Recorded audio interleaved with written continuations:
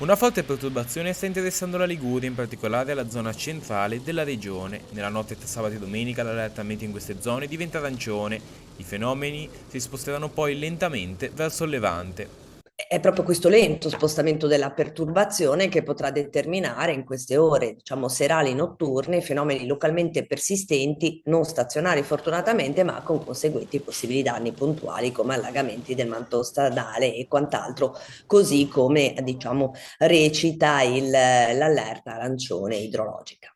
A richiedere attenzione, oltre alla quantità di pioggia, anche il fatto che molti bacini, soprattutto quelli grandi, siano saturi. Anche il vento è piuttosto intenso, con effetti sul mare, possibili mareggiate sull'estremo levante. E ci sono state raffiche questa mattina importanti, quasi di 100 km orari a Montemauro nel comune di Ventimiglia, a Tanadorso nel comune di Roncoscrivia, ma anche a Montepennello nel comune di Genova dove ha toccato quasi 90 km orari. Quindi perturbazione appunto in rinforzo grazie a questa ventilazione che nella giornata continua a rinforzare. E sempre nella notte, tanto per toccare il ponente, la quota neve sarà in calo proprio sui versanti padani di ponente e lì si attendono deboli nevicate tra i 700 e 800 metri sulla Val Bormida, sulla Valle Stura e oltre i 1200 sulle Alpi Liguri.